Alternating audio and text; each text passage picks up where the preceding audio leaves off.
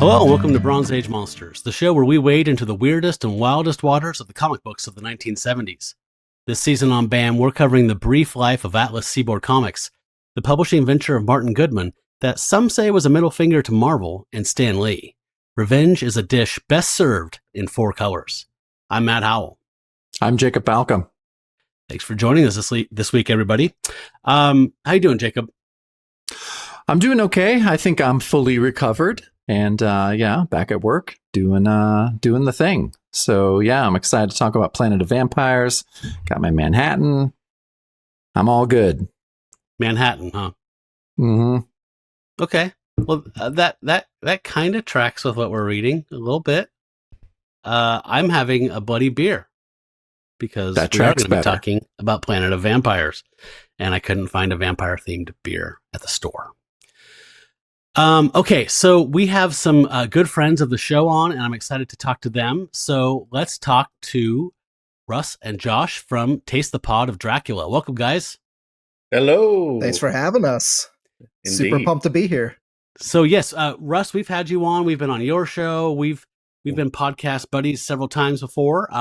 So I think most people know you that listen to the show, but this is the first time Josh has been on. So Josh, why don't you tell the listeners out there who you are, what you do, what you're all about?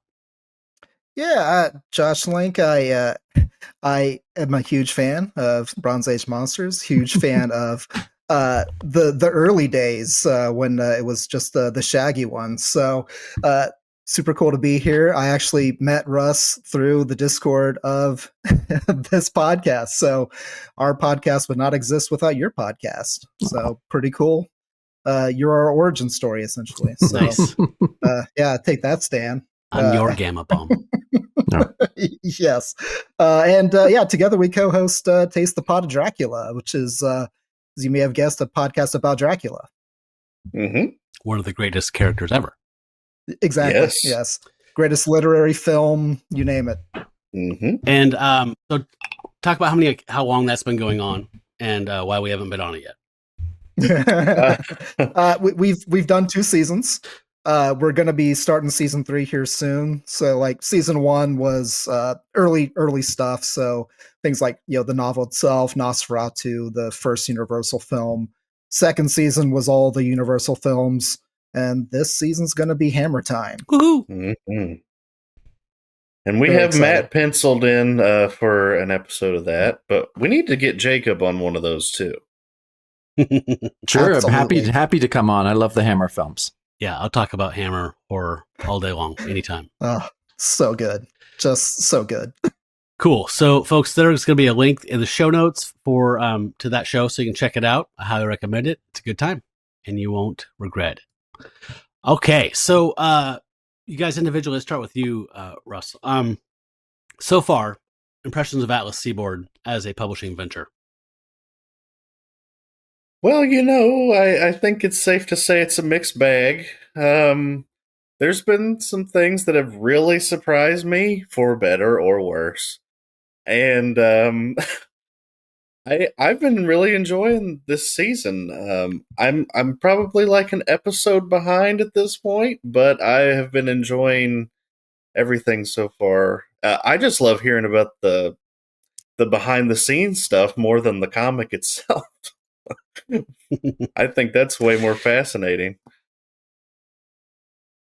There are times when I agree with you. There are times when I think that what's on the page is more interesting, but it's definitely a mixed bag.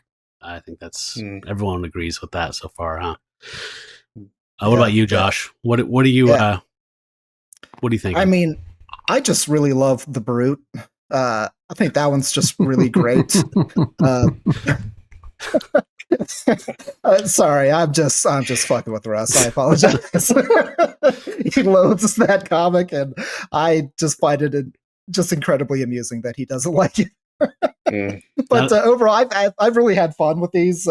Some of them are a little bland, but the ones that are weird, those are the good ones. Yeah, I think I'm with you on that.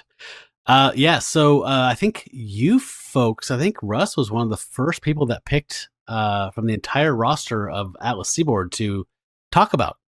And so I'm imagining that you picked this because of Taste the Pot of Dracula. Would you say that's right, or am I crazy? Well, I mean, yes, but it was mostly just because I like vampires, which, of course, was why I did Taste the Pot of Dracula. But I also didn't know when I was picking that there was a book that actually had Dracula in it. But it's okay. It's all right because this was something. Yeah. Yeah. I think it's the son of Dracula. Is it, you're talking about Fright?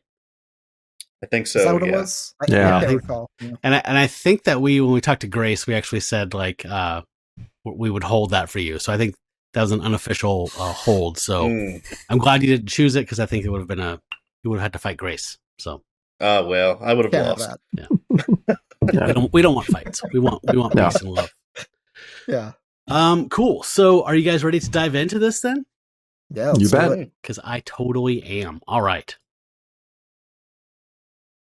Okay, so what we're looking at here is an issue that was published on December 10th, 1974, just like our last issue, with a cover date of February of 1975. It was published bi-monthly, I believe, and existed for 3 issues.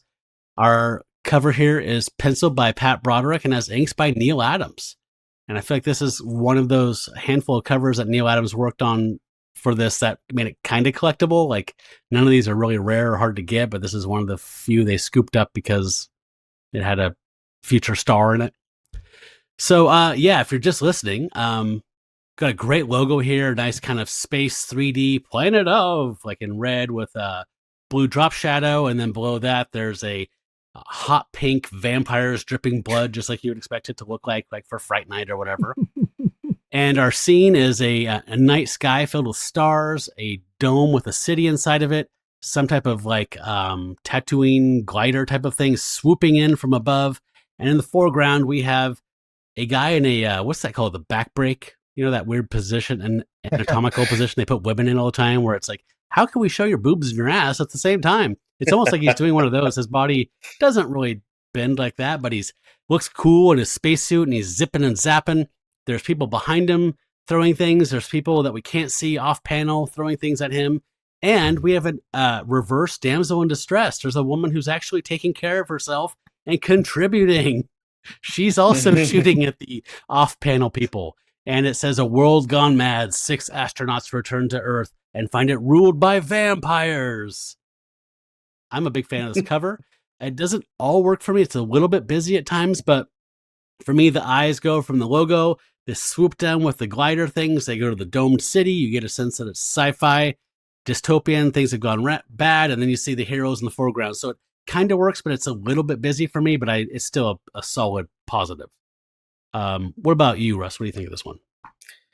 I like the cover for the most part. Like you said, some of the anatomy doesn't really work, but this, I think what boggles my mind the most is this is pre-Star Wars, of course, and yet this cover is kind of similar to Star Wars #1 Marvel cover in some ways.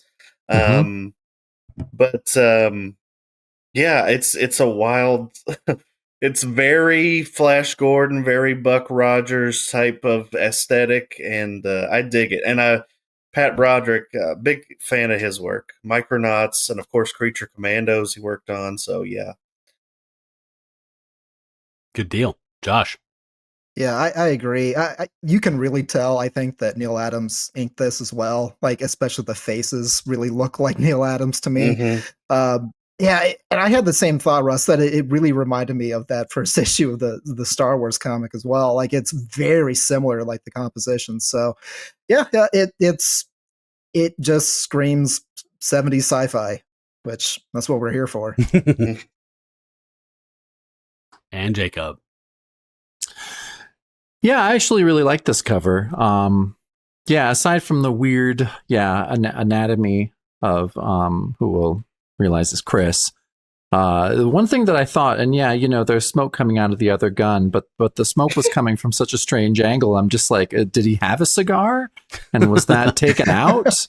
Like, was that a Comics Code thing? I don't know. I don't think it is, but but yeah, at least it looks like he's smoking a invisible cigar. It does. I did not notice that. That is weird. Yeah, that's gonna stick in my brain now every time I look at this cover. You're welcome. That's what I'm gonna see. Yeah. The magic cigar. So this is definitely one of the covers. When you say Atlas Seaboard, this is one of like a handful that pop into my mind. It seems like relatively iconic for the line. Cool. Let's dive in. All right. So yeah, we open on the next page. We open on a prologue, and the opening narration. It says prologue on April 21st, 2010 AD. The Mars probe Ares 7 returned home after a 5-year voyage.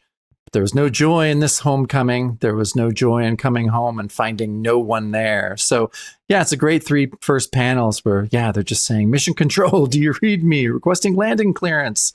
Somebody answer." And so, those are the top 3 panels. What I love is that the next 3 panels is, so the next 6 panels, we get a very economical introduction to our entire crew, which I actually thought was done really well. So we see Chris Galland, who is, obviously the pilot, the leader, who's like, "Nuts, we're going to have to take this crate in blind." And then I like how right in the second and third panel of that first row, he yells at his wife. We're 4 panels into the, this is the 5th panel into this comic. And he says, "Alyssa, stow your moping and feed us the trajectory plots."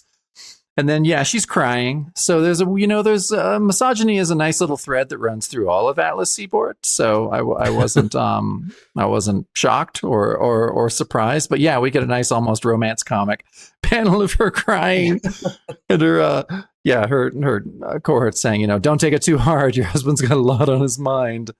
And she's like, "Yeah, we all do. There's a job to do." And she's crying, and but I do like that, Craig is just like, "Hey, it's no time to start sniping at your wife." So I liked that, Craig becomes one of my favorite characters, obviously, through this issue. He is a badass and is awesome. And so, but then I like that, Chris is going to double down. He's just like, as long as she's on my ship, she's a member of my crew. And then, we meet Ben, who's the old man with the beard who, goes away very quickly. But I like that we're introduced to him, and then they're going in for a wet landing. So they're making it work. I was just happy there was plunging necklines for everybody on the crew. His is the most plunging, honestly. Oh man, are they? Weird choice. Very, very odd choice. Gotta get some of that chest hair in there for sure. For sure. There's a lot of chest hair in there. Yeah. It's fine. I'm here for it. Wow. That and his cool like Reed Richards kind of frosty tips on the side of his like, sideburns, because he's been through some harrowing shit in space, man.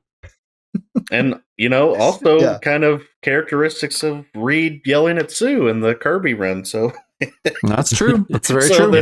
There's consistency there. Yes, sir. We didn't mention though. I probably should have mentioned. You were saying like you like the behind the scenes stuff, guys, and we mentioned this a bit at the very first episode, I think, of the season. But this is one that Jeff Rovin, he was the impetus behind this was he wanted to make the Omega Man comic book, and that was what this was all about. So. Omega Man was a Charlton Heston feature that was based on Richard Matheson's I Am Legend, which had been made once before in 1964, starring Vincent Price, called The Last Man on Earth, which is one of my favorite 60s movies. It rolls so good. But I grew up on the Omega Man. It was constantly on whatever the early like movie channel or something when I was a kid, like in 1980, 1981. It was on every like 4 hours on this like cable channel my dad had. And I've seen Omega Man like 70 times. So I was obsessed with it as a kid. So I was really excited to read this based on the fact that he wanted to make an Omega Man comic book. They could not get the rights, couldn't secure the rights either to Matheson, from Matheson's people, or from whatever studio made Omega Man. So they kind of just reworked it into whatever we get here, which is interesting. I like how they couldn't make Omega Man, so they made Planet of the Apes. I was going to say it's I Am Legend, Planet of the Apes. Mm-hmm. That was my note. Which, if you can't get Matheson, get Serling. I mean, it's kind of makes sense. Okay, so a solid intro there. Then we get a nice 2-page spread. So we get to see that, they're coming in and they see that, there's good old Coney Island, but by God, I love this little inset sequence here as the ship's coming in. They're saying, hey, we're coming in too sharp and hard. The bay is too shallow. You got to flatten out a bit or we're going to bury ourselves into the bay. And they realize, oh shit, like everything is destroyed here. What the hell is going on? And at the same time, like as they're doing an emergency landing right outside of New York, like perfect landing. And what the hell's going on? Everything's destroyed. So I love like how everything's just super compressed here. Like they have like 8 emotions in like one word balloon as they're just kind of going for economy and just plowing through all the stuff. But this giant panel where they're setting the bird down in the water is gorgeous. Yeah, this double page spread rules. This is really good. This is about this would have been just before like the Cockrum run on X-Men, and giving me kind of those vibes a little bit. Just that double page spread with the ship just kind of has that vibe to me. I love that 4th inset little panel where instead of centering on Chris's eyes, his eyes are at the bottom. It's such an interesting choice where it's just kind of everything's off kilter in that way because it is crisis moment here. I just thought that was a neat choice and a cool focus. Yeah. His furrowed brow instead of his piercing eyes. Yeah. Yeah. And Jacob, do you have any... Oh, sorry. Oh, I'm sorry, Matt. I was just going to say, and this was the moment where I was like, oh, okay, they're doing Planet of the Apes. Like the title didn't give it away for me, but this landing the ship in the water at the beginning, I was like, oh, okay, this. And then as I'm going through the comic, and there's so many Planet of the Apes ads in the comic, I'm like, okay, I see what was popular at the time. Yeah. But at least the like numbers painted on the plane don't say shit. That's good. Yeah. So maybe positive. Broderick and McLaughlin enjoyed the job.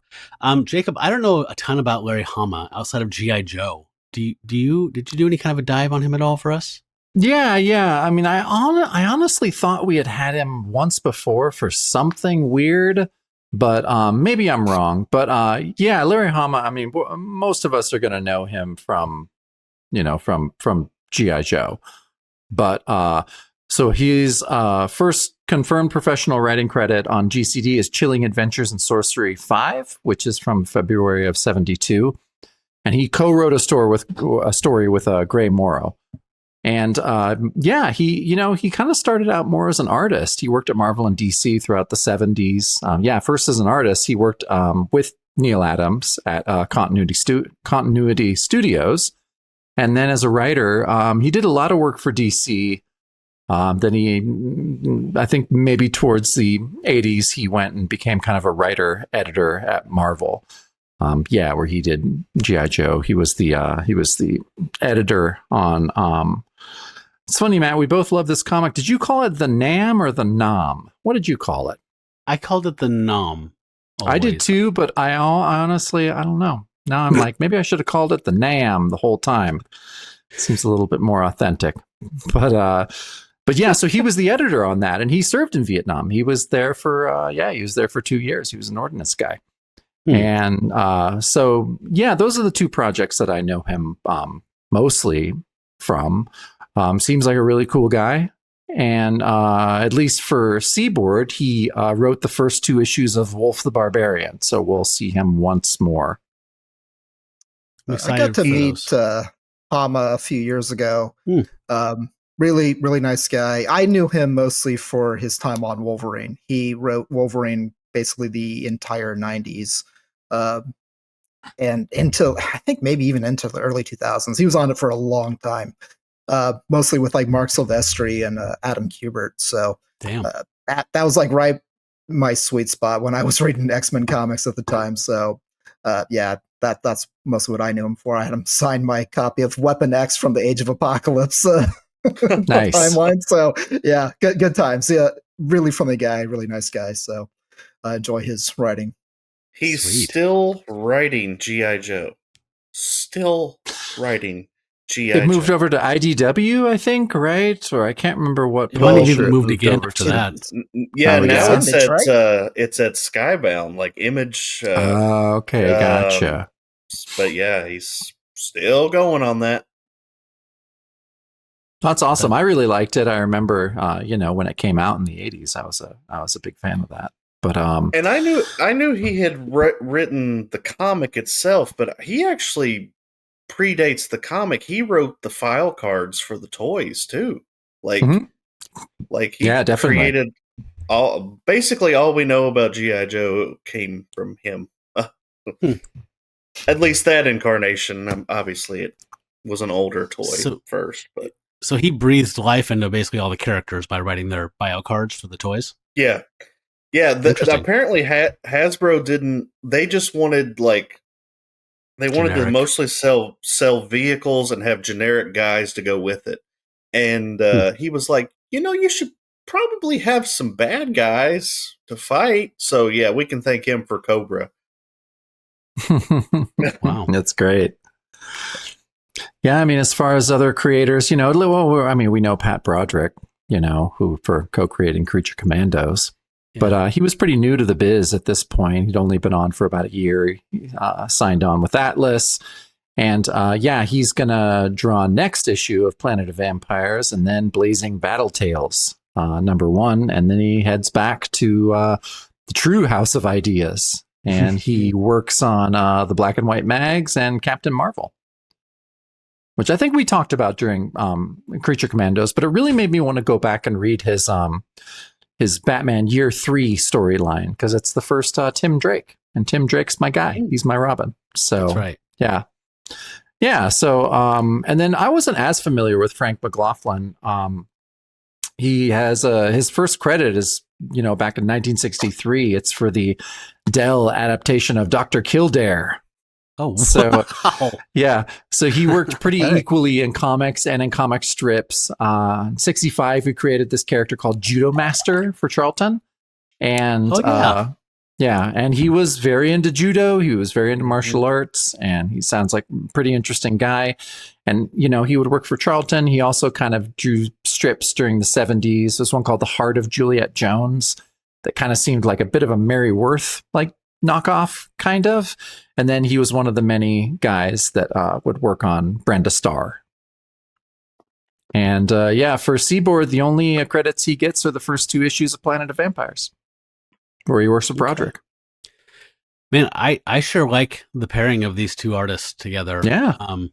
Me too. There's some times where it almost reminds me of Paris Cullen's Blue Beetle, that kind of era, Paris Cullen stuff. Oh yeah, just tight lines, just really clean and cool and crisp looking, and I love it.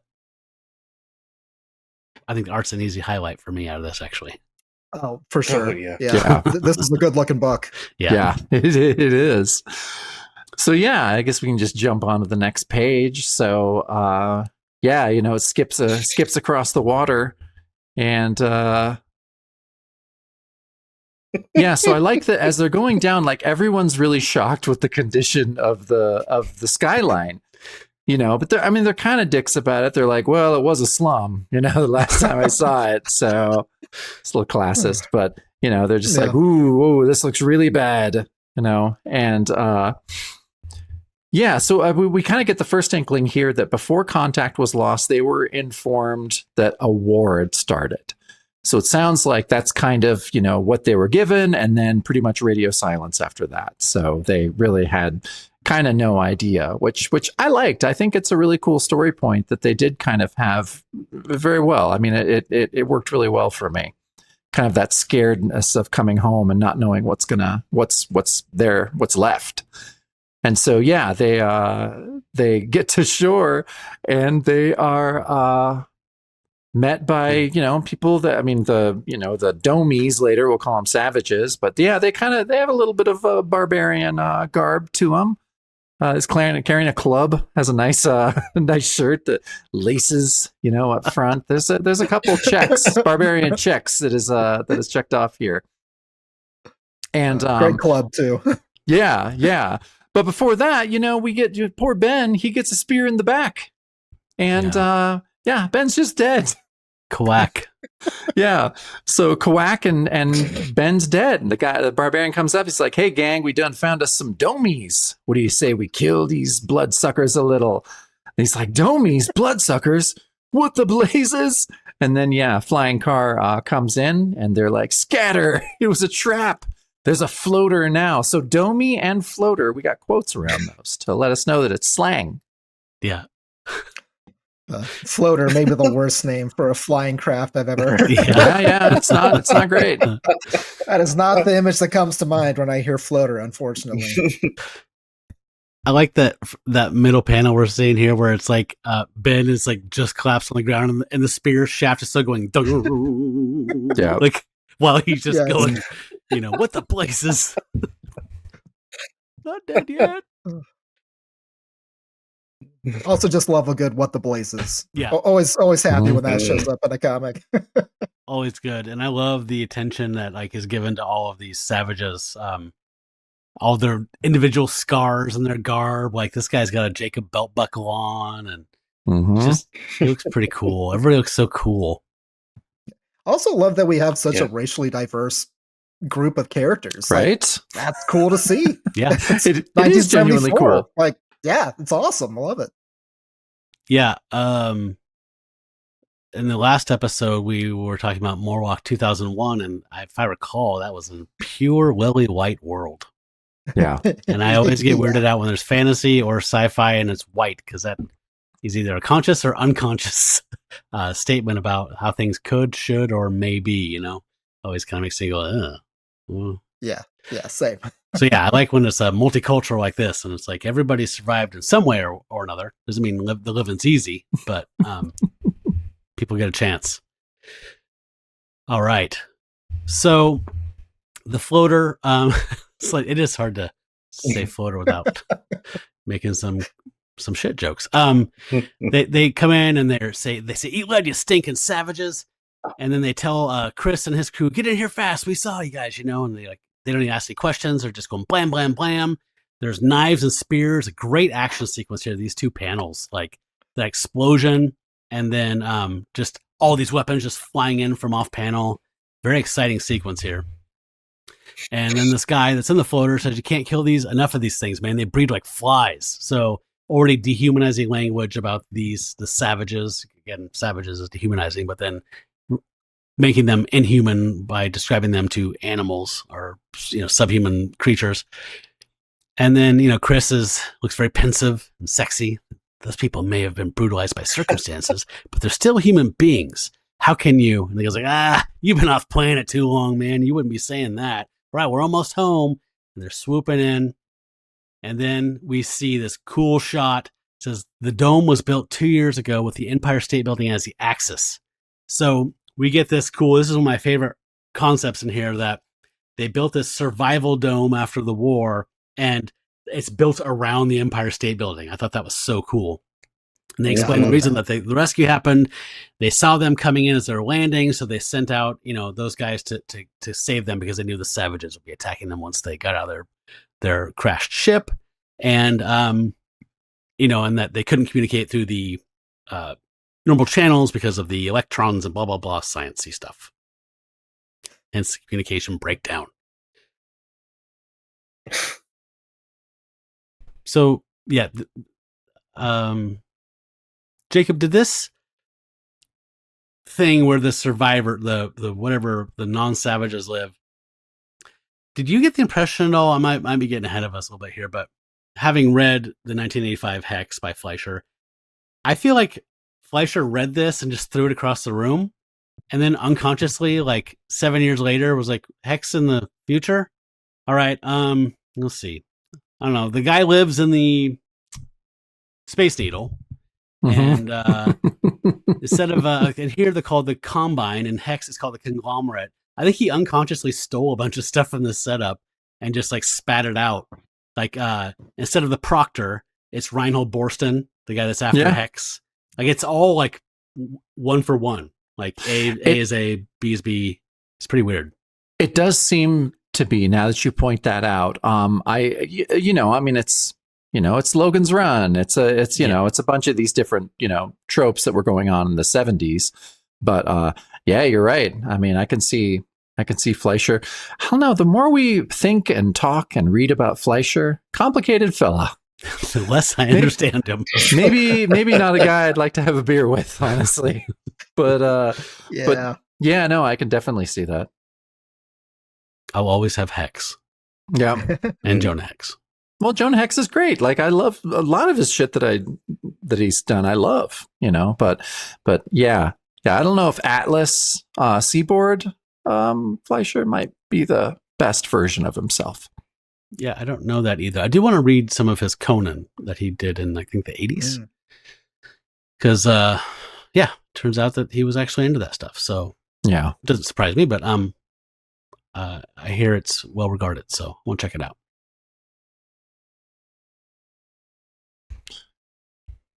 Well, yeah, let's go to the next page. So, I like that their tour guide, I'm just going to refer to him as a guide from now on, he takes them to this administrative section of the dome. They're just like, ooh, this proctor, and so they so they're like, wow, there's a whole city inside the dome, and you're like, fantastic to build something like this so soon after a nuclear holocaust. And then they realize that the dome is pressurized. And so, they're asking the guide, like, well, what does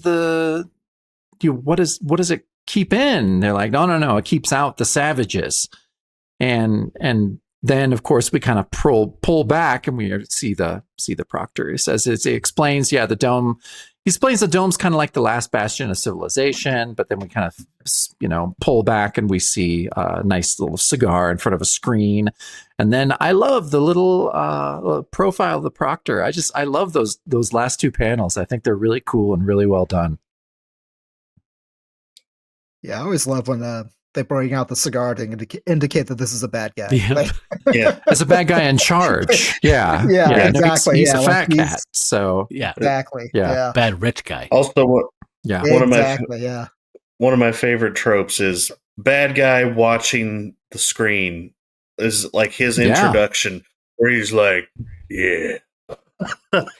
That's great. It's a great introduction. It's great classic shorthand, villain. though, right? Mm. Like, it is, yeah. in control, monitoring everything. Yeah. So it's good shorthand. I couldn't tell. You get it immediately. Yeah. I couldn't tell if this is supposed to be like Carmine Infantino or somebody. A lot of times they do those little digs. I don't know if it is though, but kind of felt like I it can was see like it. Mm. Yeah, it Saul feels like it might be Brodsky someone. Yeah, someone. Yeah. It's a very distinct face. Yeah. it is. Like even more so, I think, than anyone else we've seen so far. It has a very distinct look about him, which makes me kind of wonder if it is based on someone in real life that he's taking a dig at. My That would first be my thought guess. was like this looks like Falcone from a Batman comic. Like somebody just drew Totally. him that Oh my way. god, it does, huh? Big time. That's awesome. All right, is that the page? That's the page, yeah. Mm-hmm. Right on. All right, so the tour continues. And they ask how this proctor guy fits in this thing, and he's like, well, he was the corporate head of a megalithic industrial combine. So we already know the rest of this, right?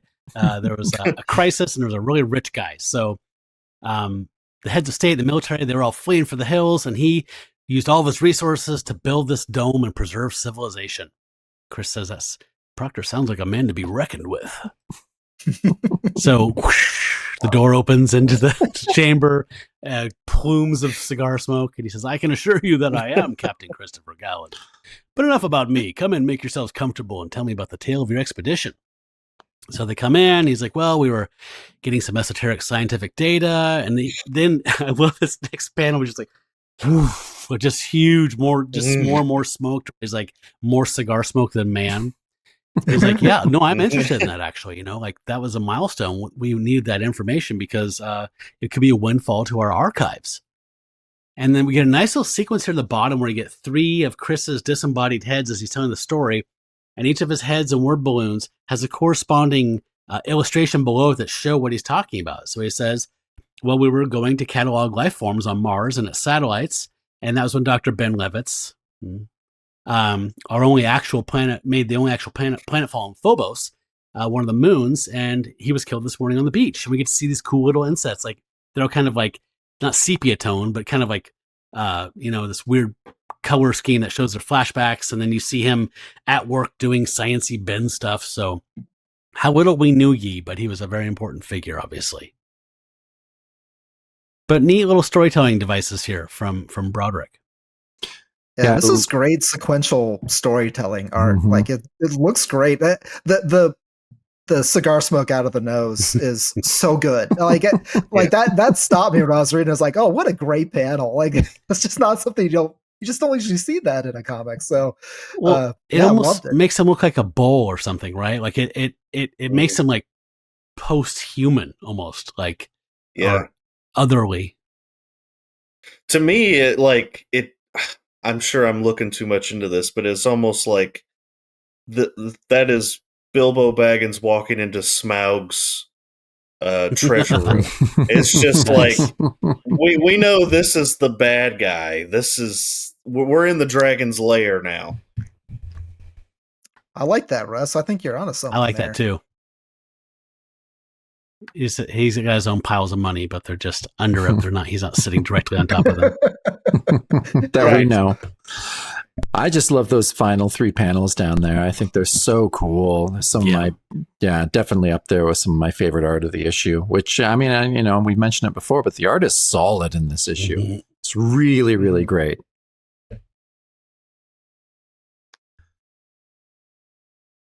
So, okay. Well, next page. So, so Chris is this is kind of there's a lot of narrative heavy lifting done on this page that I'll try and summarize a little bit at least, So Chris is kind of explaining, they knew a war had broken out and they assumed the worst. And so while he's kind of telling the story, we're kind of seeing it play out. We see kind of like a United Nations kind of thing where everyone's fighting and pointing fingers at each other. And then the middle panel is pretty horrific to where, this big, atom bomb going off in the background. Looks like, everyone's choking and inhaling all this, horrible toxic fumes.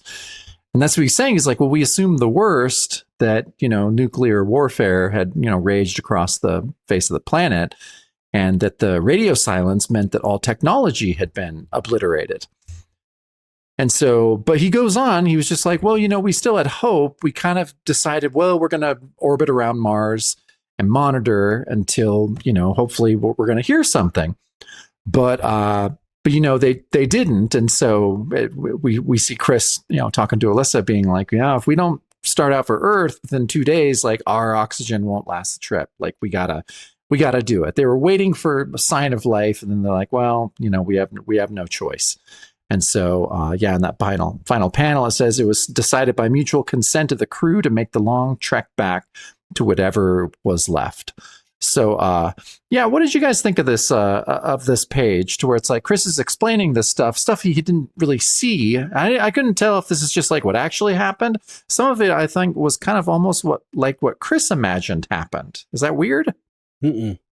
That's how I read it. Yeah. Jacob. I read this as this is not actually what happened. This is what he assumes happened. Yeah, which I thought was a really interesting narrative choice. Like I had to read it twice. I was just like, oh, okay. Like he's telling a story, but I'm like, well, he wasn't here for any of this. So yeah, it is kind of like whatever story they all kind of crafted up there, just kind of grasping at straws, because all they have is radio silence, which is terrifying. Yeah. It's just like, nope, there was a war, and then radio silence. So you're just like, oh God. He does remember that Alyssa mopes, though. Well, yeah. Even in his definitely memory, crystal clear. Yep. Very important. And Alyssa looks like exactly like Bette Midler in that last panel there. Like totally. A little bit. Absolutely. Thanks, Russ. That's what I'm going to see now. Yeah. I was a huge fan of this middle panel here. This is, and I did kind of like the way it's depicted with that kind of purple tone. Like I did kind of take that, Jacob, as like that's how we imagine things were back on Earth, and it's scary. Yeah, do we think the smoke is like coming out of him or into him? I thought he was breathing in like all the toxic fallout. That's what I thought too. Yeah, that was my initial thought too. It just looks kind of strange to me. I don't know why. Yeah. I don't know why it just didn't quite look right to me.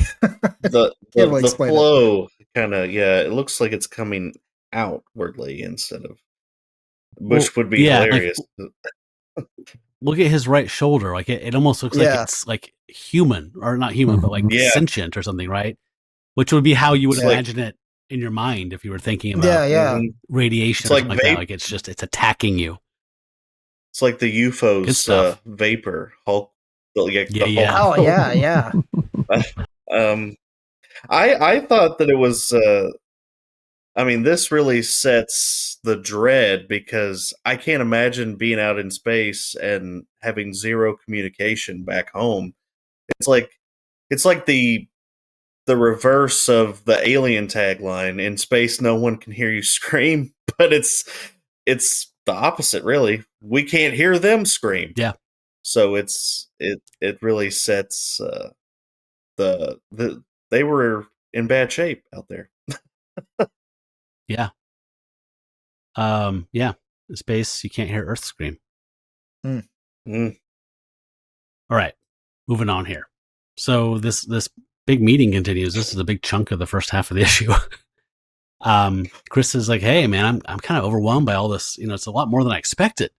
And again, we just have, like almost like a Spectre or something like that. Like Bond villain, like just a cigar being held by hand. "Oh, yes, how thoughtless of me. You must be terribly anxious to hear of what transpired on Earth during your absence." And he says, "Well, I'm concerned with these so-called savages that live outside the dome and the need for the dome itself." Like, well, those will best be answered by a perusal of our film archives. I'll arrange for a presentation. In the meantime, I'm sure you could all use a hot meal. Citizen 80FG2105, the floater gunner, will show you to your temporary quarters. So yeah, whenever a guy starts saying as he's explaining how you're fine and safe, that's always that's a bad sign. Mm-hmm. And then we get this cool where the camera just shoots up to the ceiling. I love how Broderick was showing like things are not right here when the camera just jumps up to the top of the ceiling and hangs up there like a bat. Probably aren't good. He says, "After you've freshened up a bit, we shall convene to the auditorium where the briefing can continue at your leisure." He's like, "Thanks again, sir. We could all use a bit of relaxation. Something is wrome here. I can't quite put my finger on it." So he's figuring out something's kooky in Dometown. Mm-hmm. What'd you guys think of this page? I feel like I'm beating a dead horse here, but the sequential art is really good. Like the storytelling is very well done. I'm just really impressed. It looks good. It keeps it moving, and it gives you some interesting perspectives that like I'm not used to seeing in a comic. That overhead shot is really strange and really cool. I agree.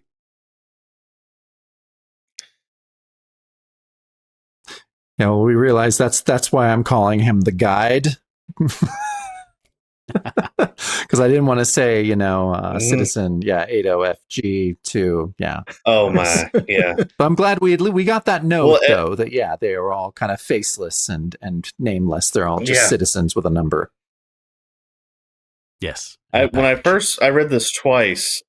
I read this twice, and when I first read it, I was a little sleepy, and I saw that ID number, and I was like, "What the fuck am I looking at?"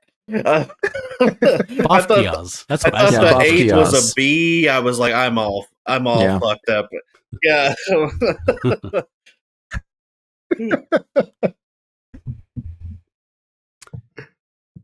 All right, let's move on then. Yeah, Matt, you're right. This is the meeting took up a large portion of this of this middle bit here. But so they're being led to their quarters, and they're just like, "Oh, what's going on over there?" And the guy's like, "Pay it no mind. It's just a savage prisoner being taken to indoctrination facilities." You'd think they'd really start picking up on it at this point. And they're like, "Indoctrination facilities?" And the gunner's explaining like, oh, it's just these animals are so used to their degraded existence that, the very thought of leading an orderly, constructive life frightens them. And I love Chris just like, seems like I've heard that rap before. I bet you guys go in for armbands and goose stepping too. The dialogue gets way 70s from here on out, which I am all here for. It made me very, very happy. And so, they're realizing something's up. I mean, aside from the 10 and ums they got before descriptors in the last few conversations they had. But and Chris, he's just saying to his lady, keep on your toes, honey. This guy's lying through his teeth. And they're just like, keep cool for now, but be ready. And then they hear this horrible scream off panel and says like, hey, people only scream like that when they're dying. And so, they're catching, right? What a great line. Yeah, they're finally realizing something's up. That's what this page says to me. I wrote that one down. Like, hey, people only scream like that when they're dying. This is such a funny line. Yep. Like really, that you've only heard that particular scream. It's very specific on several occasions, and they were always dying. So, well, yeah, they tried to recreate they just it. heard Just Ben can't make get it that right. sound 15 minutes ago. Yeah. Good point. They know it well.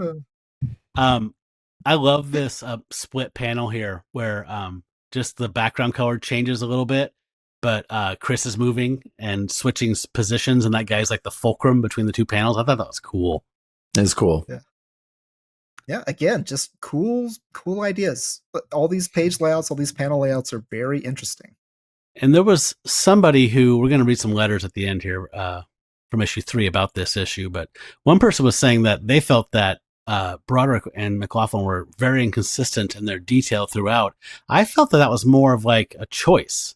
I thought here in my mind, this is Chris's spidey senses going. And so that's when the detail falls away. When you go into crisis mode, your adrenaline's starting to kind of jump up. You don't care about the lines in the hall behind you or the detail in the ceiling. Like everything's falling away and he's focusing on what's most important. And right now he's realizing something is terribly wrong here. So to me, that's not laziness. That's focus as a storyteller, showing that the character is focused on what's important. But I don't know. It's just me. I agree. No, I think you're spot on. Okay. So yeah, Brenda, I think we all agree that's the best line of the issue. So we've peaked, but we're going to move on and review the rest. So we get a cool sequence here at the top. I love this first panel, this canted angle, the silhouetted legs in the foreground. That scream came from the end of the hall, from the indoctrination facility. So they're sprinting along. And then Chris says, I've got a feeling that whatever's behind this door will answer most of our questions about this place. Woof! And I love that he uses the edge of the panel to also be the door. Just cool little touches like that. They're just kind of like thoughtful, playful things as a cartoonist and a layout artist that Broderick does. I think were so neat. And then so between panels, we don't see this, but he breaks through and enters the room. We get a close-up of his face. Oh my God, it's worse than I imagined.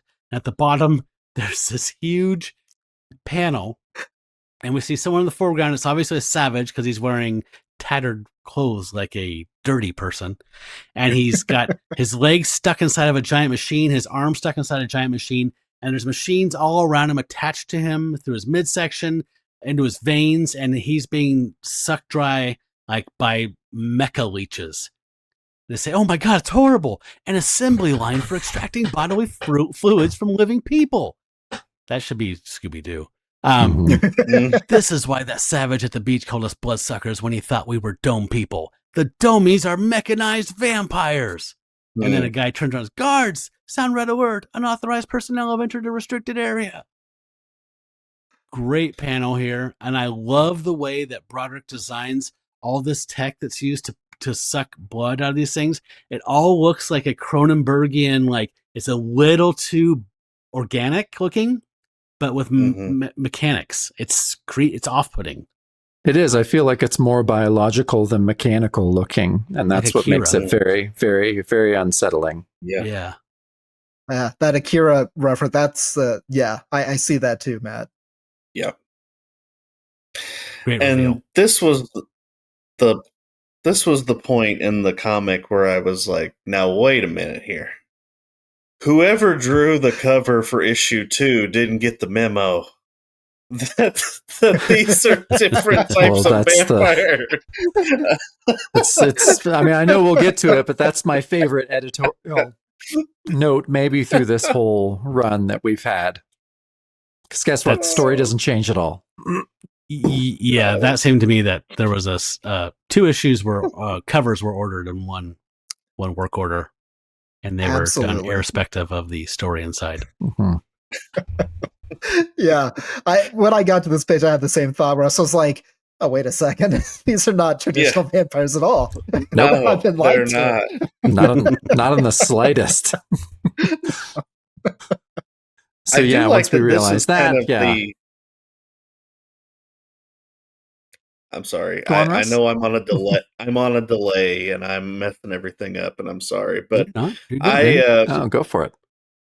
I like that this is the inverse of I Am Legend, whereas he's boarding up his house to keep the vampires out. Well, this is the opposite. The vampires are on the inside, and they're keeping the humans out, except for who they need to, indoctrinate, apparently. I like that it's a nice little twist on that. Me too.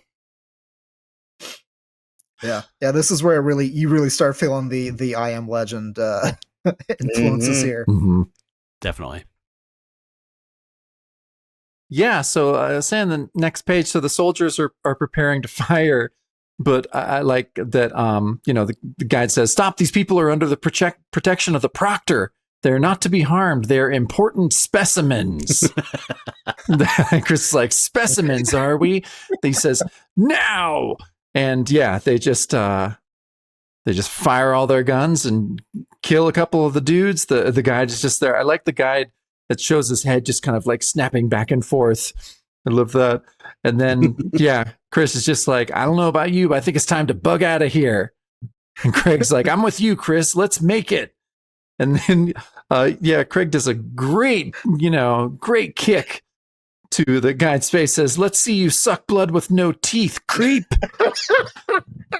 Second best line. Yeah, it's a really good line. But again, we've seen blood extraction. We haven't seen we're not dealing with vampires. They're not sucking blood. They're not biting people. So I also love that panel where it's like he's delivered a kick, but he's also hit him already with a punch. It looks like at the same time. Right? Somehow. Yeah, super quick reflex. Looks awesome. Yeah. So this is the point where I'm like, as far as I'm concerned, this is when Craig becomes the main character, is all I was going to say. But yes. So yeah, for sure. Literally what I was saying was this is the point where I realized this is Craig's book. Yeah. And I'm fine with that. Yeah. Absolutely. All right. So we get a cool panel here on the next page. I don't know why, I absolutely love this dude like yelling. Like this is a perfect like faceless drone dude in mid yell just being like, "I'm anonymous. I can do whatever I want and be horrible. Yeah. Throw down those weapons and come along peaceably. This sector will be cordoned off in a matter of minutes. Thanks, but no thanks. I think we'd rather shoot our way out. Brada, brada, brada, brada." So he says, let's try to find some more animal. We're gonna need a lot to get out of here. And Crick says, "No lie, Chris. Looks like they've declared open season on astronauts, and they've just been blowing this lab to shit, which is awesome." And then in the bottom here it says, this guy, this rad looking dude with this crazy beard says, "Guards, give me cover. I've got to abort the extraction process. We'll have to take a loss on this batch of savages." Did you hear that? He's going to kill off those poor guys on the assembly line. "Not if I can help it," says Chris. And he punches the dude right in the face and goes, "Sweet dreams, Baldy. I hope you wake up with a headache." So what is that baldism? Right? He's not even fully bald. No. He's just got a widow's peak. It's fine. Sheesh. I'm sure he grew that weird beard to cover it up. He looks like, all right, but he looks like Hugo Strange. That's the first thing. It does. God, it does. Definitely. Yeah. Yeah. What a great last panel, though. Yeah. Yeah, the note I had is the issue ends with Abraham Lincoln getting punched in the face. Let's get the hell out of here. Yeah. Oh, it's so good. Matt, you kind of mentioned like the faceless drones, but they're really not faceless drones. The one thing I've been really impressed with the art here is that all these faces are different. True. Like, it would have been real easy to just make these guys look identical. Yeah, you're right. To take the time to actually give these guys different looks is really impressive. He didn't have to do this. Right. It's true. We would have been fine. Yeah, good point. I said faceless drones. I meant more like that they can hide behind their goggles so that they kind of anonymity. But yes, they are all individualized, which is a very cool point. Yes. Good call. Yeah. Yeah. That's artists doing some heavy lifting in this book. Yeah. Yeah. Very. So yeah, next page. We see Chris saying like, "I'm taking a chance on releasing you guys. Are you with us or against us?" And Sav says, "We're with you. We're with you. Give us guns." So they hand them down. They're like, "They're yours for the taking. We can use all the firepower we can get." And so I love it. So they give these guys guns, and they immediately just take these guns and start shooting the machinery. And they're going crazy. They're not shooting at the guards. They're blasting the machinery. And Craig said, "Let it ride, sugar. They got a lot of hate inside that wants out." So again, best guy in the book. And Chris is just like, "Meanwhile, we better clear out pronto. The wall circuits are beginning to short, and there's no telling when this whole place will ... So you know what's going to happen next. But yeah, again, I love all the art in this extraction center and the indoctrination place.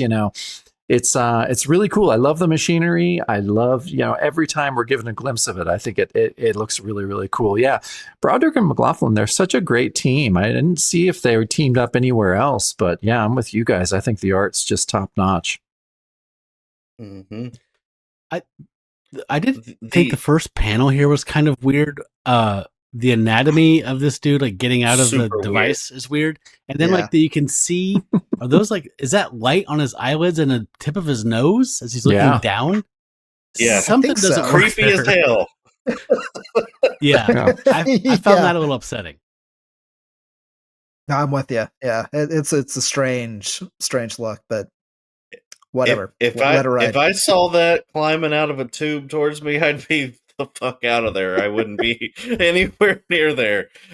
Yeah, some Anthony Kiedis looking motherfucker climbing out of a fucking mechanized vein sucker. Yeah. Okay, so high action here, and again, like you were saying, Jacob, the machinery here at the bottom right, just again more of that organo, pseudo life stuff, just really off-putting to me in a good way. Yeah. Okay, so ... explode. We get a big, huge explosion. Looks nice. And then a strange panel here is he's saying, "Our new friends are making a fast exit." He's kind of down, resting for a second, I guess. Is that him putting his hand on his knee? I still found that one kind of a hard one to parse. I think it's his hand. But I mean, is he resting his hand on his knee, or what's his hand on? A gun? Looks like a gun to me, but it is weird. It is a weird angle, and we're asking questions, so that means it doesn't work. It means it doesn't work. Yeah. I thought he was wiping his nose, maybe he got some, I don't know, kind of bent over wiping. I don't know. I can see that. So is that thing in the right of the panel? Is that his arm? I think it is. I think that is, So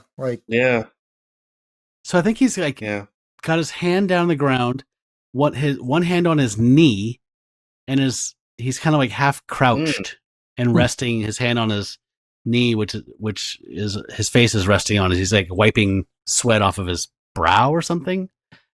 I don't know. Like Jacob said, I went through this by myself in my head every time I read it, so something doesn't work. So they realize they should be getting out of there, and he says, "Look, they're stopping. One of them's gesturing to us." It's okay, so it's the Jeremiah Johnson meme. Cool. You guys see this. Come on, this may be our ticket to freedom. And he says, I'm Bruiser Culhane. And he says it with quotes around him. Why? Cool. Why does it need quotes? Bruiser should have quotes. Like Culhane's his name. Yeah. Like Warlord of the Bay Ridge Assassins. I figure we owe you for setting us free, and I like the way you offed those domies. Again, I don't know why "oft" is in quotation marks either. No, that's a very well-worn term for killing people at this point. Warlord of the Bay Assassins isn't in quotations. No. And this is like, this gets into, once the rest of this issue and the second issue gets into a real pre-Walter Hill's The Warriors place for me. Like, that doesn't exist yet. I know it's based on an ancient Greek story, but like, it gets very The Warriors, which I thought was weird. It says, if you follow us, we can lead you from the stinking dome. They've got utility quarters, freight elevators. They ain't patrolled at all. Like, hey, that's great. We'll be home. As long as we don't run into home free, as long as we don't run into those slimy Proctor bully boys. I just like Craig and Brenda. Yes. Yeah, so next page. So, Chris turns around, he sees the Proctor and with a couple of goons behind him. And, I love the Proctor's just like, my friends, permit me to explain. And so, he's gonna monologue a little bit. And there's a lot of, there's again, a lot of story on these last two panels. There's just during the war, chemical and biological weapons were employed, and so it affected every living person. It says he's saying that he was interested in the crew of the Ares 7 because they're the only people on the face of the planet left untainted by this Holocaust. He's saying the savages that wandered in, developed natural immunity to the new diseases that racked the land, while we, the people of the dome, developed no immunity and were more susceptible to this plague. And so he says, in time, we discovered that a serum could be extracted from the blood of the immune savages, and an ethical decision was made.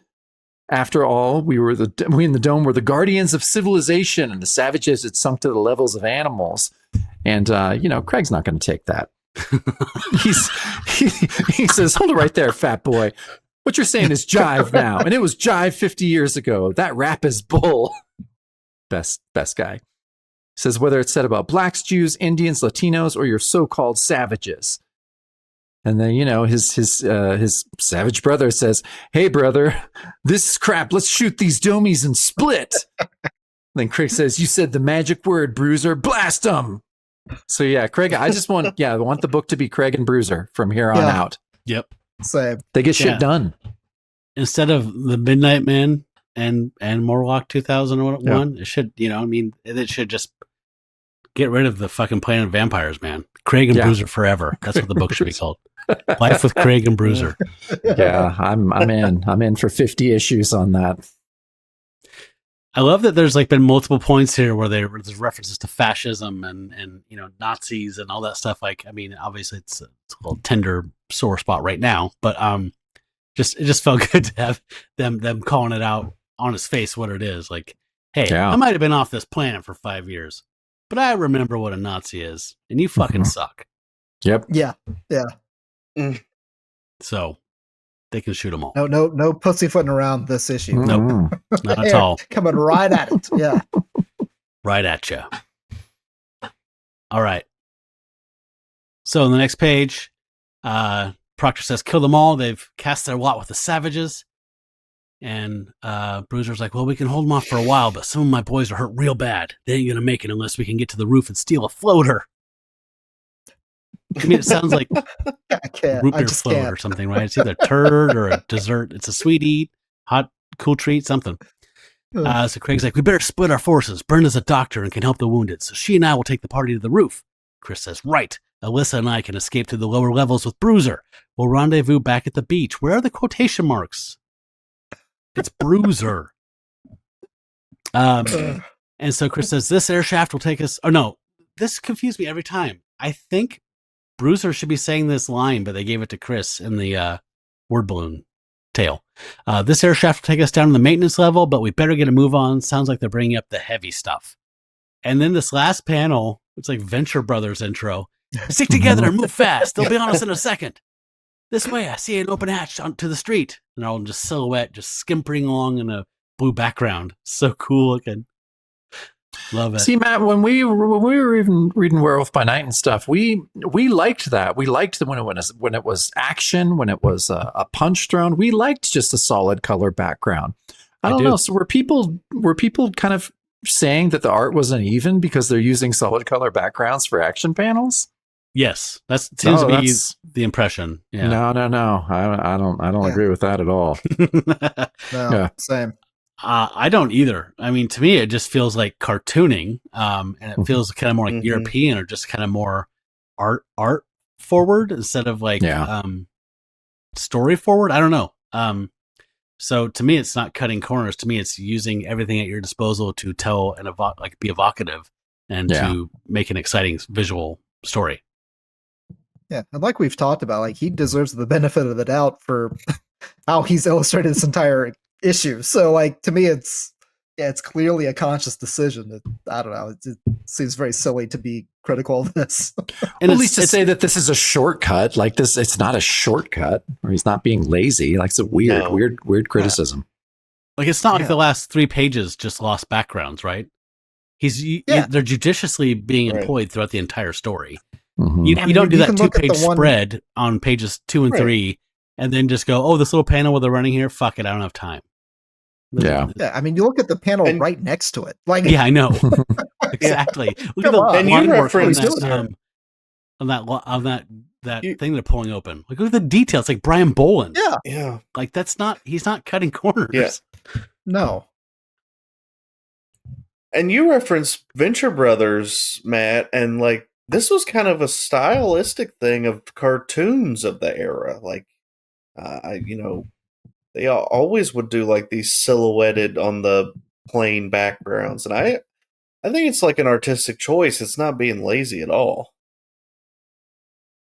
Yeah, it comes from like Alex Toth and like mid-60s like animation. It was style. These were all style choices from like 10 years before. This is not laziness. Yeah, you would see this in like Johnny Quest or like Scooby Doo, like Space Ghost. See this all the time. That's another one. Yeah, like it's plenty of examples where this is the case. Yep. Silly critique, in my opinion. Yep, I agree. All right, so next page, we are outside the dome. Bruiser and the crew, they make a break for it, and they're saying we got a aerial battle raging above us. And I like that they're, Chris is like, oh, Craig can handle anything they throw at him, Alyssa. He was a hell on wheels fighter pilot before he signed up for the Mars probe. So I know we're getting a little bit of flavor down there. But then here's the first mention of maybe my favorite off-screen character this whole time. So this is just like, no time for sightseeing, folks. My main man, Spanish Eddie, just found an unsealed entrance to the subway. My interest was just piqued. I mean, I was already paying attention. I was like, "Ooh, no! Tell me more about the Spanish Eddie. I'm all in now." And then they're like, "Subway? You mean they're still functioning? I assumed all the power stations." And then this I loved. He's like, the real subway cars ain't been running for years.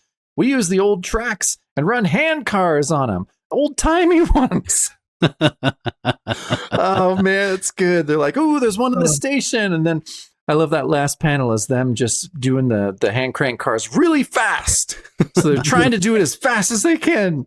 It's like, do you think the domies will follow us into the tunnels? It's like, they don't usually come underground. Too many dark places for us to lay ambush, but they want you so bad, they'll probably risk it. So yeah, I just like that this war has been going on in these subway tunnels between the savages and the domies, and that, their means of conveyance are old-timey hand cars. It's charming. I agree. This first panel here, where they're stepping out from the darkness, so in the foreground they're in shadow and they're going out of the light. I thought that was a really cool touch, coloring wise. Yeah, looks awesome. And then Spanish Eddie. I mean, come on. I was with you. I was just like, everybody I'm hearing about. I want to. It reminded me of like when we read Skull the Slayer, and we're just like, oh, he wanted this to be about an apartment building that just gets transported back to dinosaur times. How cool would that be? I want to meet all those people that live in that apartment building and see the way they survive. I want to know about Spanish Eddie. I mean, this Chris guy, he's okay, but Spanish Eddie? Come on. Guy's got a backstory. Eddie. Spanish Eddie. Okay, so this continues, and we're still in there, and they're still pumping. Right now, we're traveling under the East River. As soon as we get to Brooklyn, we'll hop off this car, and Spanish Eddie will take us further down the line to throw the domies off our trail. And I love these just angles and the different colors that they're using to just show they're passing through different sections, different light cut treatments there. And she's like, well, Alyssa's like, he'll be all by himself. Isn't that dangerous? And boy, Bruiser thinks that's funny. Spanish Eddie eats domies for breakfast. Ain't nobody can take him, especially not in a dark tunnel. Let's go. We'll be a lot safer if we can make it to the beach before sundown. And so, that's where Luther is. He's going to say, warriors, come out and play. Says, if we follow the narrow streets and stick close to the buildings, we should be able to avoid the floater patrols. We might even, and then poof, a knife spear. We got company. Great panel there on that action. Super exciting. And then we get this close up of the foot with the knife still in the ground, and we see in the distance, just in silhouette, just a huge crowd of people holding spears, different weapons. Very effective. Says there's going to be a hardware party, all right. That ugly lug coming down the street is old bad Lenny Siegel himself. And that crowd of heavies behind him is the Myrtle Avenue boys out of Ridgewood.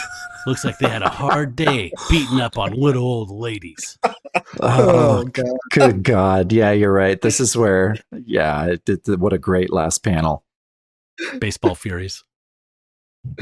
Jeez, so good. Yeah, I loved being introduced to all the different gangs. And yeah, I mean, I know he shows up. He does show up next issue, but the amount of times they mention Spanish Eddie in like 8 panels, it was one of those where it's just, I don't know, it's Harry Lime and the Third Man, they're just going to talk about him forever. Then there'll be the reveal, and we do get that next issue, but yeah, I don't know. Yeah, I love the setup for this page. Me too. And then we get the big payoff in our final panel. This just tickled me to no end for some reason. One of the guys said, I've been waiting a long time to tangle with those Ridgewood bums ever since that tussle down at. He's like, cool it, Ralph. There's over 100 of them. I'm just like, oh yeah, they were just people. They have normal names like Gabe and Ralph. And stuff. So, but always being reminded of that. Yeah. But then, I mean, there's Spanish Eddie. Come on now. And so, Ralph doesn't cool it though. He's like, crack. Oh.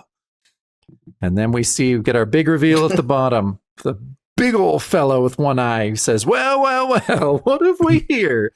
It appears that a hunk of Bay Ridge garbage, it calls himself Bruiser Colhane. No quotes on that. Nope.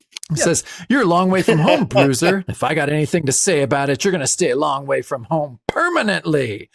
And then we kind of have a weird inset of Chris and Alyssa. That it's, I don't know, it kind of almost works for me.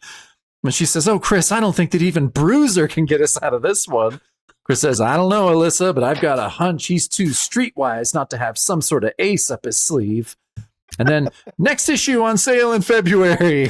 So, what a cliffhanger. Yep. Yeah, I'm with you. That was I feel like that was added. I feel like Chris and Alyssa were added after the fact. It seems like it. Yeah, it really looks like it. The little outline around them and everything. Definitely. The force shield, like from Dune. Yeah, that's a cut and paste job right there. Yeah. And I love that she's just kind of doing the narrator cliffhanger thing. Oh, Chris, I don't think that even Bruiser can get us out of this one. Yeah. She also looks much different here than in any other panel. Yep. Yeah. In this issue. Her face is much different. So yeah, it definitely feels like something that was added in after the fact. A bit of a rush job, I'm thinking. Yeah. But I do love the main part of this panel, though. I love seeing that guy.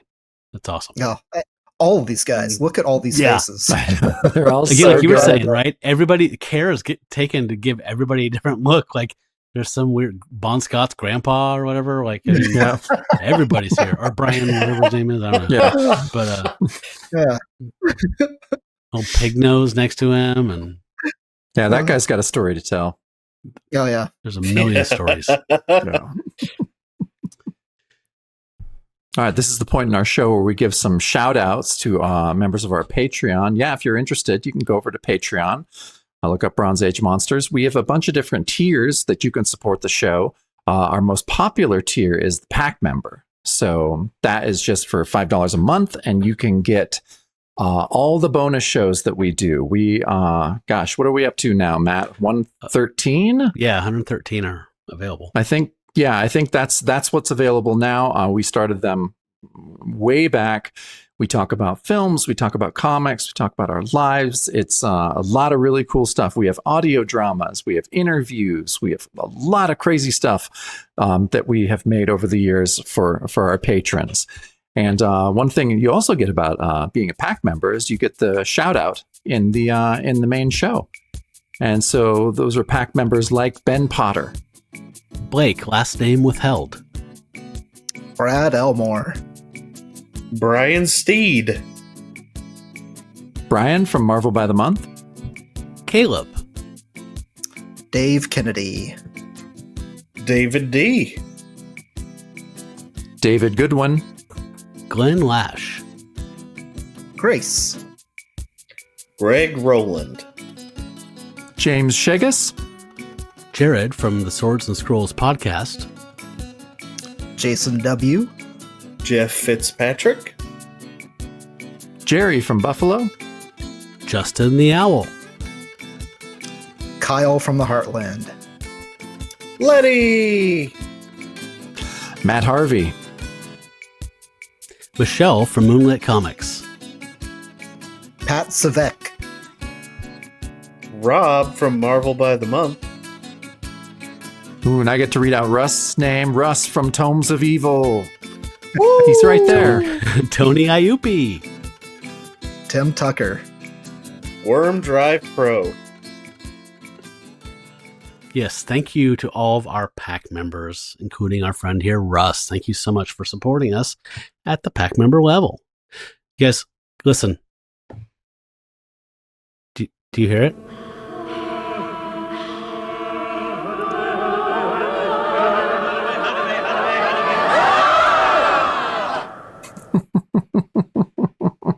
A star is born. We have a new star god. We welcome Bill Eschbach to godhood. He has become a star god. We do have a final tier that is above the pack. That's the star gods. These celestial barbarian deities get even more content exclusive to that tier. And as a thank you gift, they get to pick something from our threadless shop. Stuff like we have shirts and things like Josh is wearing there. We have all kinds of cool stuff. And you can pick out a travel mug, coffee cup, a t-shirt as a thank you after 6 months of being a star god. And that is fine folks like Ben M. Bill Eschbach. Brink. Eric Hadley, Jason Finestone, Jesse McFerrin. John Walsh. Josh Link. I'm looking at him right now. look at him, MJ, Mark Nivens. Melissa Watts. Michael Giacchino, Ryan from Across the Bifrost, a Mighty Thor podcast, And Jackson T. Overstreet. Uber patron. that's right. Thanks to all of our star gods. We appreciate your extra super duper support. You help make the show brilliant. Super brilliant. All right. There was a letters column. And Jacob, I realized as I was selecting a couple letters, I try to pick a positive and a negative from each one. I feel like I keep giving you the positive one unconsciously, and then I get to be the ham up the negative one a little bit. So I thought we could reverse those. So can I go Sure. first? Yes. Okay. Dear Atlas, finally, Atlas is arriving. Clear the road to the newsstand. It's a red letter day in comics history. What's this? What have we here? Planet of Vampires? Fantastic idea. Broderick and McLaughlin work great together, and Larry Hama has already proven how smart and talented and lovable he is with Wolf the Barbarian. What's more, the idea of fangless, normal-looking vamps is great and very scary, too. Just think, my geometry teacher's daily tomato juice just may be... who knows? It gives me something to think about dissecting besides analogous angles. Eugene Maddox, Portland, Oregon. Nice. Eugene's a fan. He's a fan. He's a smarty pants too. Yeah. He's a diehard fan. Mhm. Yeah. Mhm. So there were several positive ones, but they did serve up something else. Why don't you read this one for us, Jacob? Okay. Dear Larry Hama, Jeff Rovin, and all else responsible, capital R. The word responsible has negative connotations, doesn't it? Well, it should. What you've given us in Planet of Vampires is one great cover, that's all. Plainly put, this magazine stinks. What bothers me is the unevenness of the work. The artist can't decide which road to take. Should he work hard or should he fake it? Some pages are full of intricate delineation and complicated backgrounds. Others are complete washouts with no background work at all. It's too bad we've been spoiled by the likes of Steve Ditko, Jack Kirby, and Gene Colan. We know what we're smacking down our 25 cents for. If you want to stay in business, you better push those pencils a little harder and a bit later into the night. That's from Thomas Teresi from Quincy. Wow. Oh man, what a bunch of bull. Seriously. It's ridiculous. I love Ditko, Kirby, and Colin. Yeah. I also love Broderick and McLaughlin. Yeah. Yeah. Let me compare him to three of the greatest artists who have ever lived. Yeah. That's a fair thing to do. Yeah. So that was the only letters column. Also, I want to mention that they did have a contest where they said, if you can figure out what RSVP stands for, if you are the first letter in that explains what it means, we'll give you a free year of subscription. So now it's bugging me. Vampire, obviously. Yeah. Vampire Planet is if probably folks the P. aren't French people, RSVP is short for Respondez s'il vous plaît. Answer please in French. But yeah, Vampire Planet. What do you think the RS could be? Yeesh. I don't know. Yeah, I have no clue. And this is by 3. This is Lieber editing. So would the editor make up the column name? Or would that be John Albano since he was writing it after the first issue? Not sure. I feel like it's the editor, but I could be wrong. I think you're right. All right. Well, we need to get a hold of Larry Lieber. Is he still around? Anybody know? I'm not sure. I don't think so. Maybe. I don't know, though. I don't think so. I don't think he is. I think he might have passed away in the last 5 years, actually, but I'm not sure. Okay, so it's time for the rest of the story. We were joking about this earlier, but there were only 2 more issues. And the second issue, we generally have a drinking rule where when a cover lies about the contents of the story, we have a drink. I feel like I would have to have an entire jug of moonshine for this cover. Yeah, I don't know if you guys experienced this too, but I was just like, okay, well, maybe they turned it around. Maybe they went in a different direction. You know, sometimes we're used to the different direction happening in issue 3 or 4, but I was like, well, maybe. And then I read the issue and I was like, oh, no, not at all. Didn't change anything. But suddenly Dracula himself is on the cover there. Yeah. No Dracula is contained within. Yeah. So, yeah. And then the third cover is pretty unremarkable in my opinion, but it actually does display something that happens within. So we can talk a little bit about, sounds like we all 3 read all 3 issues, so we can talk a little bit about the contents. So yeah, issue 2, much like in Phoenix, feels like to me was really part 2 of the origin story. Like issues 1 and 2 were one big story, and I felt that it suffered for that.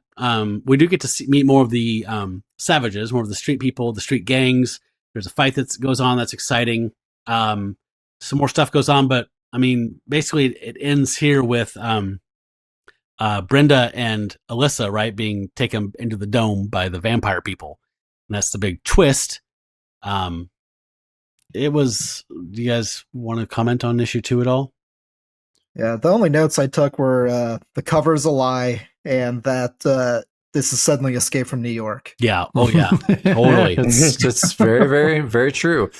Yeah, Matt, I was kind of weird, but you're right. We did experience this with Phoenix, to where issue 2 was kind of just a continuation. It wasn't like a different story. And I think whenever it's a different story, we seem to like those better because they're like, okay, we got the origin out of the way. Now we can tell like a cool story, which I didn't feel like ever really happened in this book, not in issue 2 or in issue 3. So, unremarkable.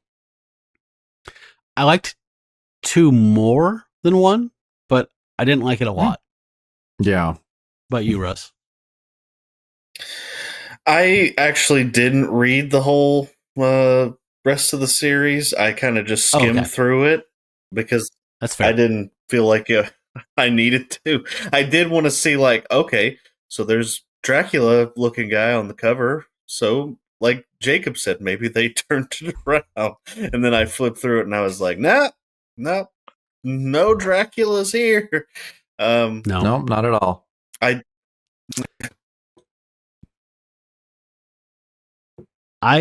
like this last panel here. I don't have much else to say. This last panel of Chris looking enraged as smoke is going up in the night sky behind him as he's vowing vengeance to get his women back. That's pretty badass. So yeah, in issue 3,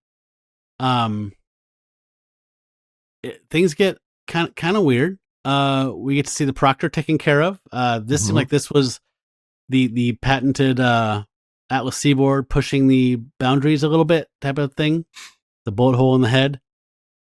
And I did like that. Like, there were things I liked about 3 where it kind of is veering into like, okay, these are straight up vampires. Like, now that they can't treat the plague, they're actually becoming vampires. So it's not just this chemical need to get the blood from something. Like, they're actually vampiric. So I like that turn, and I really like when they escape and like go to the West Coast and they start fighting giant vampire insects and spiders. I was like, okay, now I'm on for this. I could have taken some more of this. And so we're promised we got rid of the women. Women. Our guys aren't encumbered by stuff anymore. Now they have just 2 dudes out in a post-apocalyptic vampire world meeting all kinds of crazy monsters. I was like, this has potential for me. I didn't love it, but I felt like Calabax. I could have taken 1 or 2 more issues of this, very much so. And the art was by Russ Heath in this 3rd issue, and it was gorgeous. Yeah, Russ Heath is great. This last panel here, this was Larry Lieber, so it looks a little crude. It looks like that weird Larry Lieber doing Kirby, doing Dick Ayer kind of thing. But the rest of the issue was fucking stunning. Russ Heath is always stunning, but like this thing here was just, I think, stuck in at the end. Like, I think they were short pages because the story comes to an end, like next issue, blah blah blah, and then you turn the page and there's this, and it's like a second teaser. So yeah, I was very confused by that. Yeah, it was like, wait, is this part of the story, or is this like a poster? Like, what am I looking at here? Yeah, it was a little weird. So yeah, so what are your final thoughts? Let's go with guests first. On Planet of Vampires as a whole, I guess. Mostly, though, issue 1, because we're really reviewing issue 1 here. But feel free to give your thoughts on the whole thing. You want to go first there, Josh? Sure. Yeah, I liked it. I thought the first issue, I actually liked the first issue better than the second issue, personally. I liked a lot of the world building that was done in that first issue. The rest of the series had promise. I think it would have been a fun little sci-fi horror adventure story. We just obviously don't get it because it only lasts 3 issues. But overall, I was pretty pleasantly surprised. It's not going to win any awards, but it's fun and it kept my attention, which is all I can ask. That's all we ask. Russ? Yeah, I liked it. I thought, the art was the standout. Broderick really, I loved his stuff on Micronauts, and this is very in line with that. And but yeah, the story was interesting enough. Lots of cool world building, and obviously, they mess with the perception of vampires in these aren't traditional vampires. And it was a nice mashup of like we said, Planet of the Apes, I Am Legend, a little bit of Soylent Green in there as well. Yeah. Yeah, I for the most part, I dug it. I thought there was some questionable things, of course, like immediately yelling at your wife to get her shit together while your plane is crashing was a little eye rolling, but yeah. And once I got over my initial disappointment that there were no actual traditional vampires in it, I enjoyed it a lot more. Fair enough. Jacob. I gotta agree. I really enjoyed it. I liked the first issue better than issue 2. I liked the first issue a lot. I thought it was really fun. I thought the art was excellent. I liked where the storytelling was going, even though, yeah, Russ, it's the colossal fake out when you're like, ooh, they're not vampires at all. But I don't know. I got over that real quick, probably just because of Broderick and McLaughlin's art. I just thought, yeah, Josh, what you were saying this whole episode is it's just their storytelling. Just their sequential art storytelling was very, very strong. And I felt like a lot of the choices they made, Larry Hama would go on to do amazing things. Is this his best work? No, I don't think it is. But it was, I feel like the art really elevated everything to where, yeah, I enjoyed it. Matt, we're doing our rankings. And so, yeah, this one's going ahead of some for me, I got to say. Okay. Yeah, I feel like I really like the third issue and where it could have gone. Once you're out there in the world and it's just savages and mutants and mutant vampire strains of things, I thought that had a lot of potential. As far as the first issue, I'm restraining it to that. I thought Broderick and McLaughlin saved it for me. I thought that the Hama was given an assignment and he did his best that he could within the constraints of it. I just felt like it was a little kind of by the numbers and a little rote, and just I just wasn't particularly excited by any of it. But I was excited by the storytelling and the visuals through the entire thing. So if it had kept going on, I think I would have been more interested with each issue. As it was, the 2-issue origin story didn't really wow me very much, and I really just want to spend more time with the savages, and that's who I've connected with, and that was interesting. I don't know. I didn't like the dome. I didn't like the vampire stuff that much, as far as the science vampire, the plague-ridden vampire concept. So, sure, pretty to look at though. So, I didn't like it as much as you guys did, but definitely enjoyed reading it a couple times for sure. Mm-hmm. Gorgeous, cool. Alrighty. So, let's see what's next here. We did final thoughts. So next up. I've been excited for this for a while, Jacob. It's just you and me. And we're going to be reading Police Action #1, featuring Lomax, NYPD. And I wonder if this one was requested by Goodman as a particular fuck you to Stan, because there was an Atlas book called Police Action in the pre-Marvel days.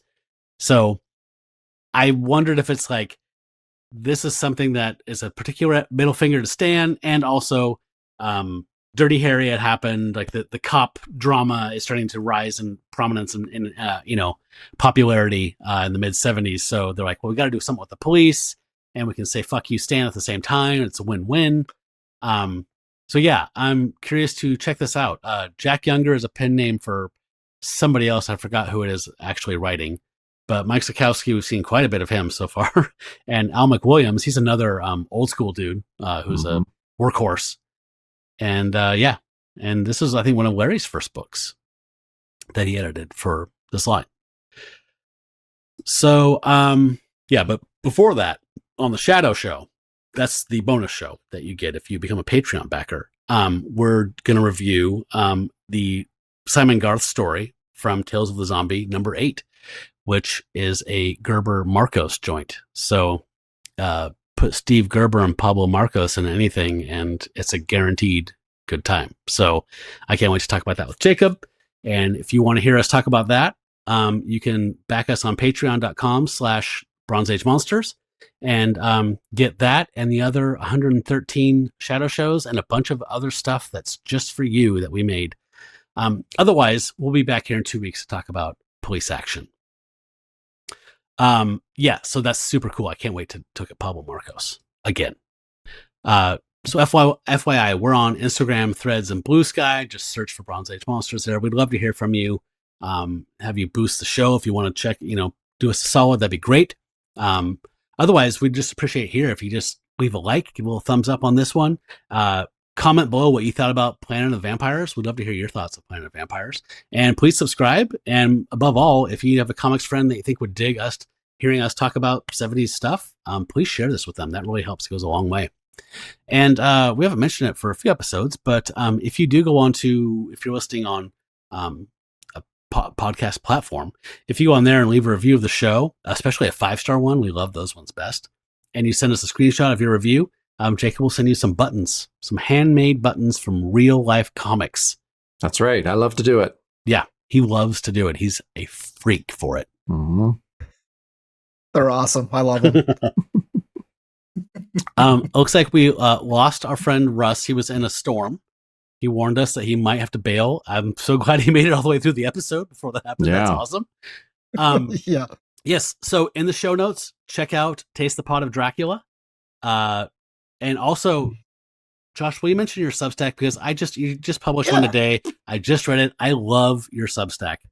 It's really great. Thank you very much. I really appreciate that. Joshlink.substack.com. I just write about really whatever I feel like writing about any given week. It's always like pop culture related. So whether it's, movies, like the one that you were mentioning was about animal attack movies that I really enjoy. So if you like that kind of movies, some are schlocky, some are serious, and I try to get a good mix in there. So yeah, anything like that. Comic books, movies, television shows, books, you name it. Yes, highly recommend it. It's always a good read. You always have a good sampling of just different stuff. I didn't want to get on your case about this, but you missed a really good Italian one. I forget the name of it right now, but we talked about it on That's Cool, That's Trash. But it's about PCP gets dumped into the water supply in like Rome, and then it goes in the zoo, and like all these like tigers and like animals like get PCP and just start rampaging around like Milan or Rome. Have you seen that one? Man, no, I have not. I will send you the title. It's please do. Very entertaining. Weird Italian nonsense. Cool. Well, it was so great to have you on. I'm sorry we couldn't say goodbye to your co-host, but at least you're still here. Thank you so much for supporting the show, and thank you for being on with us tonight. It was great to have you on. Yeah. Thanks for having me. I had a blast. Always happy to jump on. Sweet. All right. Well, until we see you next time, folks, stay bronze, Bunny Boy. Stay bronze.